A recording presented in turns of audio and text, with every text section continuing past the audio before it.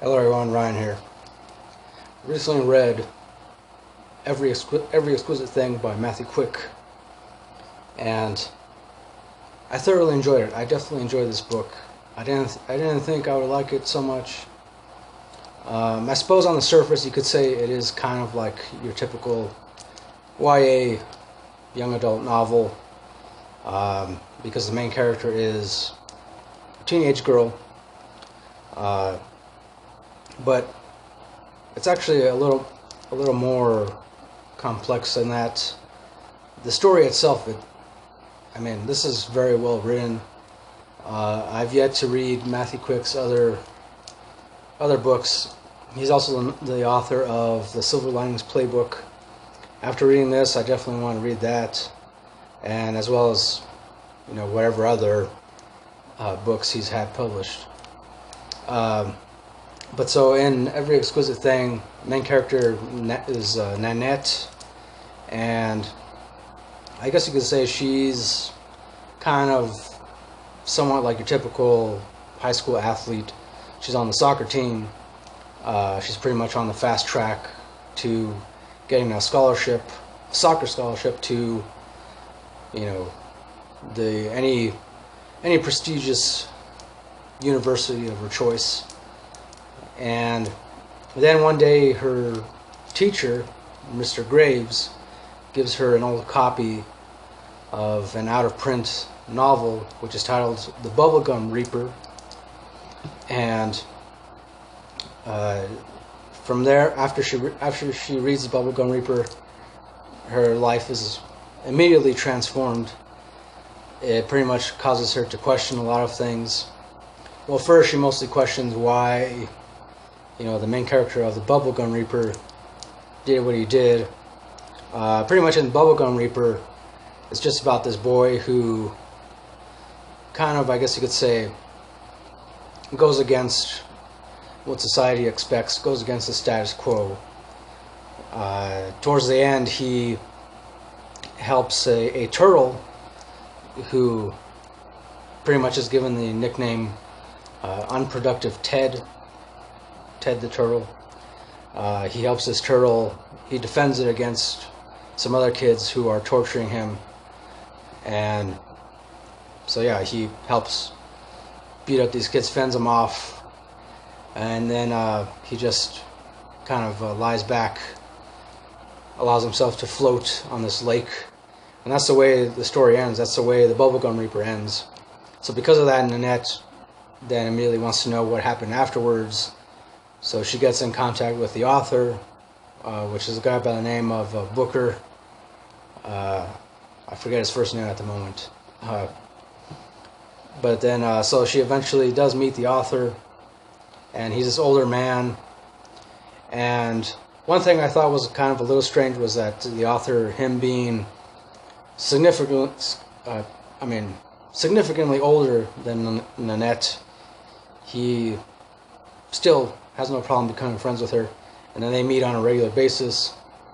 And of course, the only stipulation he has is that he doesn't want to talk about his novel, The Bubblegum Reaper, which is hard for Nanette to accept at first, but eventually she gets used to it. Although still throughout, she still tries her best to ask him questions about the Bubblegum Reaper and the main character of the Bubblegum Reaper, who was named Wrigley. So then eventually, the author, Booker, he introduces her to another fan of his, a kid by the name of Alex. And Alex is pretty much, I guess you could say, a poet. In fact, I would even call him a rebel poet, in that he, not only has he been so profoundly influenced by the Bubblegum Reaper, but he also pretty much does everything he can to kind of mimic the actions of the main character, Wrigley. And this gets him in a lot of trouble, but I guess because he had been doing it for so long, he actually read the Bubblegum Reaper way before Nanette did, and started mimicking the actions of the main character. So he had been doing it for, I guess you could say, at least definitely a lot longer than Nanette had. So it causes him some trouble. But him and Nanette, they immediately kick it off. I mean, they immediately hit it off, and they forge a pretty meaningful friendship, which then turns into kind of a romance. I mean, as much as romantic as, you know, a teenage relationship can get without, you know, too much physical contact, intimate physical contact. And so, I mean, I gotta say, when I was reading this,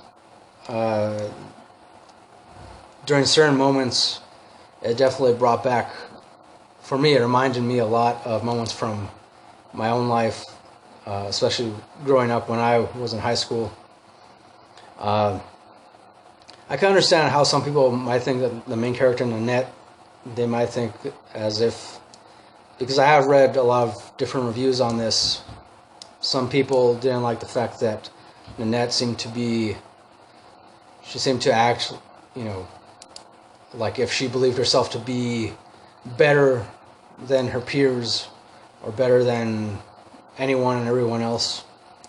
And I can see how people could interpret her actions that way. But to me, I didn't, that's not how it came across to me at all. I guess mostly because it reminded me of when I was of a similar age, when I was a teenager in high school. And, I mean, I've always been a pretty introverted person. So in high school, I was definitely much more introverted. Mostly because, I mean, you know, I already had my close group of friends, and I really didn't like hanging around for too long with other people that I wasn't familiar with.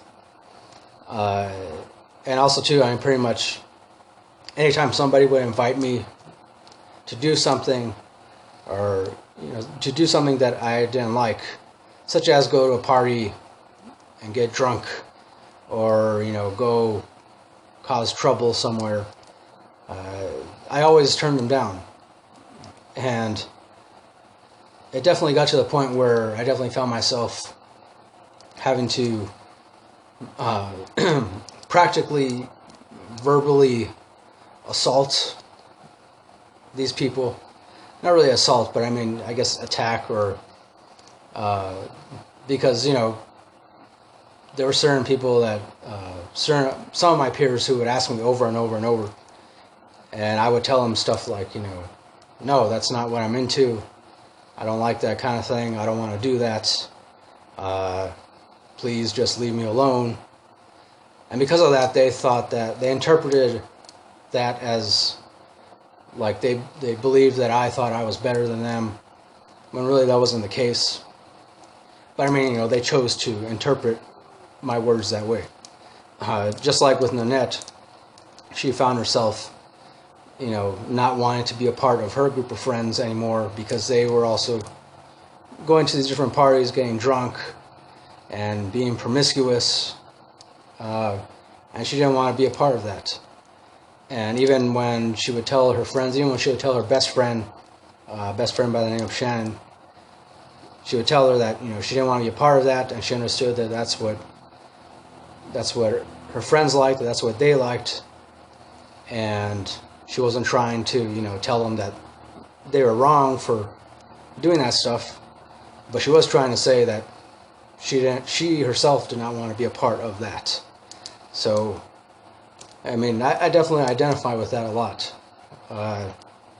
It can be a tough thing, you know, when you get to a certain point in your life and you no longer find yourself as interested in certain things as you used to be, or rather, because of the fact that you start questioning a lot of different aspects of your life, then you know, you inevitably come upon, I guess, something else that you're much more interested in, and that's definitely what main character Nanette goes through.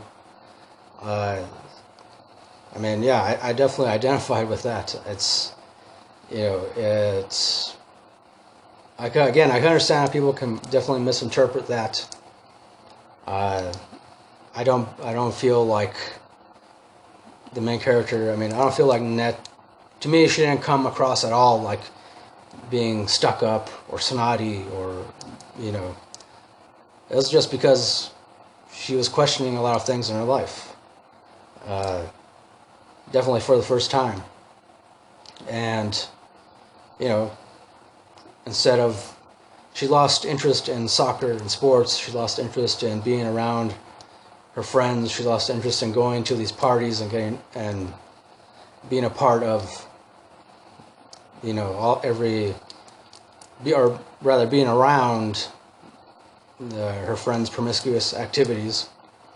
So she got tired of all that and then became much more interested in things like poetry, listening to different music,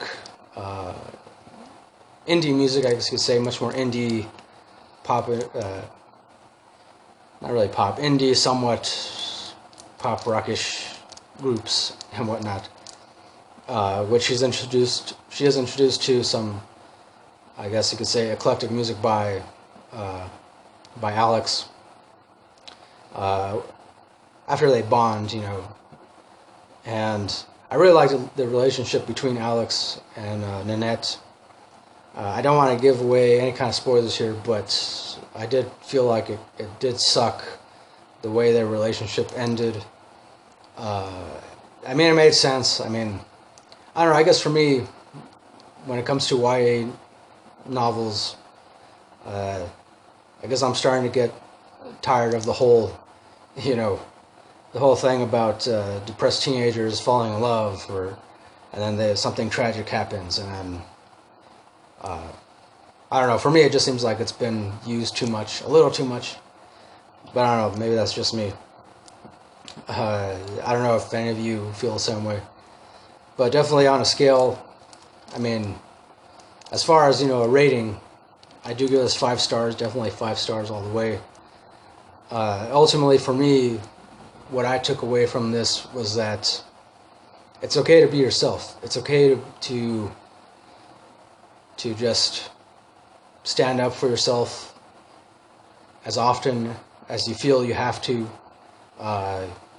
If you don't want to be a part of what everyone else is doing, that's fine. That's great. You know, that's awesome. We should all be ourselves more often. It doesn't. I mean, to me, it doesn't matter whether, you know, whether you're a teenager, an adult, middle-aged, or even a little kid. Well, maybe not so much little kids, but but I mean, definitely, you know, if you're old enough to know that you don't want to be around a certain group of people, or you don't want to be around certain situations, then you definitely do have the right to remove yourself from that group of people, remove yourself from that situation, and just not participate and go off and do your own thing. Yeah, there's nothing wrong with that. It doesn't matter. I mean, I don't care. You know, to hell with what other people may say about you, may think about you. You know, we all have our own lives to live, and we're all free to live them however we want. Do whatever we want, you know, so long as we're not physically harming anybody. Granted, emotions do come into play, but we can't really control people's emotions to begin with anyways. The best we can do is live our own lives the best way we know how, and that's it, right? That's it. Nothing else matters. I mean, I don't know. Maybe I might be taking away a little too much for this, but that's what I got from reading this. The ending itself is all right. Again, I don't want to give away any spoilers, but I thought it kind of sucked, but it was a decent ending. Yeah. So again, I give this 5 stars. Every Exquisite Thing by Matthew Quick. Let me know if any of you have read this. If you haven't read it, I implore you to read it. I encourage you to read it as soon as possible. And then get back to me, let me know what you thought about it. So there you go. That'll do it for this review. Thanks for watching. As always, until next time, keep it real, keep on rocking, and peace.